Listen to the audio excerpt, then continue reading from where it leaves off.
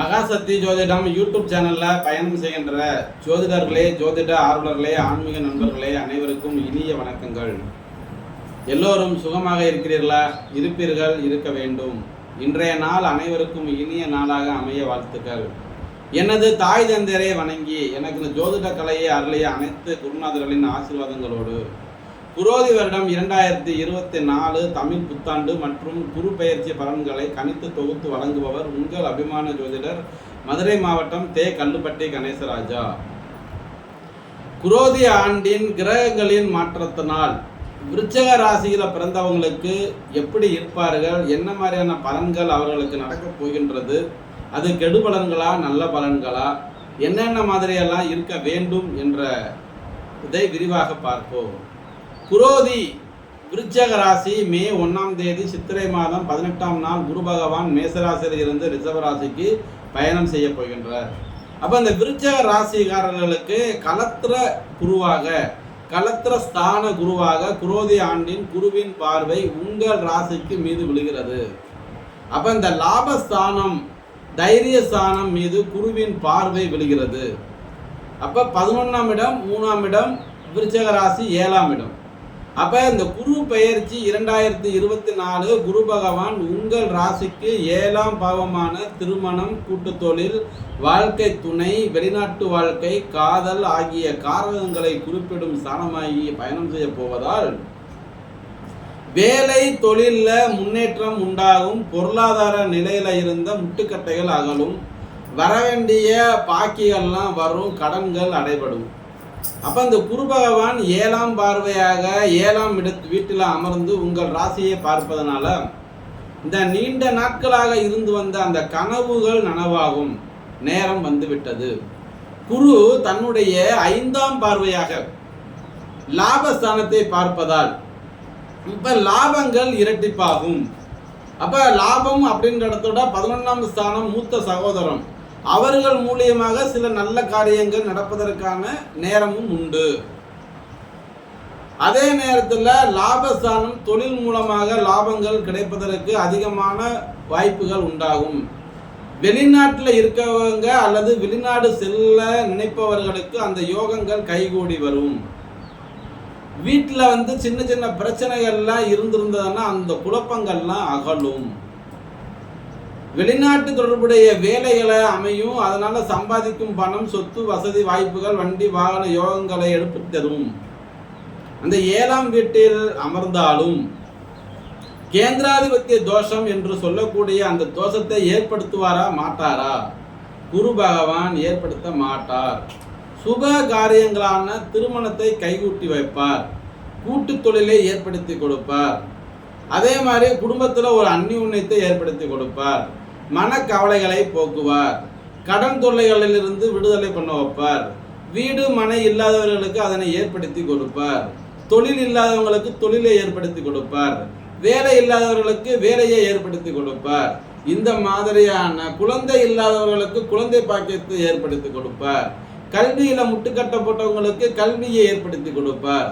அப்ப இந்த 16 செல்வங்களையும் பெற்று பெருவாழ்வு வாழ வேண்டும் என்ற ஒரு நல்ல எண்ணத்தோடு இந்த குரு பகவான் அனைத்து காரியங்களுக்கும் சிறப்புற்றவராக இருப்பதனால் அனைத்து காரியங்களும் சிறப்பாகவே இந்த ஆண்டு நடைபெறும்.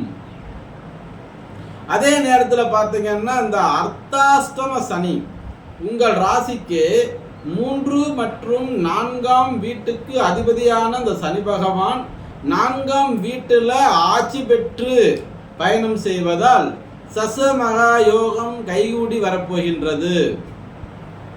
வேலை இல்லாமல் இருந்தவர்களுக்கு இந்த குரோதி ஆண்டில் வேலைக்கான வாய்ப்புகளும் சந்தர்ப்பங்களும் அமையும். சுகஸ்தானத்தில் பயணம் செய்யும் சனி பகவான் உங்கள் ராசிக்கு 10ஆம் பார்வையாக 3ஆம் பார்வையை பார்ப்பதால் தைரியமும் வீரியமும் அந்தஸ்தும் புகழும் கௌரவமும் கிடைக்கப் பெறுவீர்கள். இளைய சகோதர சகோதரிகள் உங்களுக்கு உதவுவார்கள். உங்கள் ராசிக்கு 6ஆம் வீடான ருணரோக சத்ருஸ்தானத்தை பார்ப்பதால் 7ஆம் பார்வையாக உங்கள் தொழிலையும் பார்வையிடுகிறார். அந்த மாதிரி இருக்கிறதுனால வேலைக்கு இடமாற்றம் ஏற்படும். வேலையில் இருக்கிறவங்களுக்கு, அதே மாதிரி புதிய தொழில் செய்ய நினைப்பவர்களுக்கு அந்த தொழிலை சற்று கவனமுடன் கையாள வேண்டும். பதவி உயர்வு, நீண்ட நாள இருப்பறில் இருந்தவங்களுக்கு பதவி உயர்வு கிடைக்கும். இதே மாதிரி பார்த்தீங்கன்னா வீடு, வண்டி, வாகன யோகங்கள் கிடைக்கும். இந்த குரோதி ஆண்டுல உங்களுக்கு நிம்மதியையும் சந்தோஷத்தும் கிடைக்க போகிறது. அப்படின்னா உங்களுக்கு ஒரு விடிவு காலம் வந்துவிட்டது. தொட்டது துலங்கும். தேவையற்ற செலவுகள்லாம் குறையும். எந்த முயற்சி எடுத்தாலும் அந்த முயற்சியில வெற்றி கிடைக்கும். குடும்பத்துல அமைதி நிலவும். கருத்து வேறுபாடுகள் இந்த பிரிந்த கணவன் மனைவியோட ஒன்று சேருவார்கள். கேது பகவான் தொழில் முன்னேற்றத்தையும் வீடு மனை வாங்கும் யோகத்தையும் கொடுப்பார்.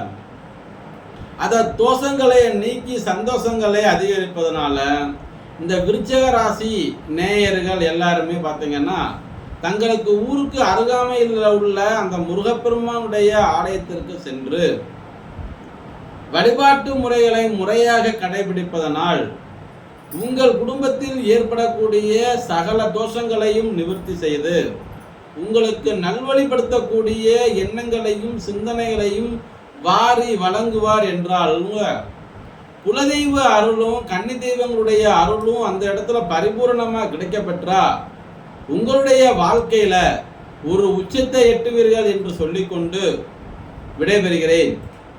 மகாசக்தி ஜோதிடம் யூடியூப் சேனலை சப்ஸ்கிரைப் செய்யாத அந்த ஆன்மீக நண்பர்கள், ஜோதிட ஆர்வலர்கள் மற்றும் மாணவர்கள் சப்ஸ்கிரைப் செய்து கொண்டு பக்கத்தில் இருக்க பெல் பட்டனையும் அழுத்தி தொடர்ந்து ஆதரவு கொடுத்து குருவருளும் திருவருளும் பெற்றிட வேண்டுமாய் கேட்டுக்கொண்டு விடைபெறுகிறேன்.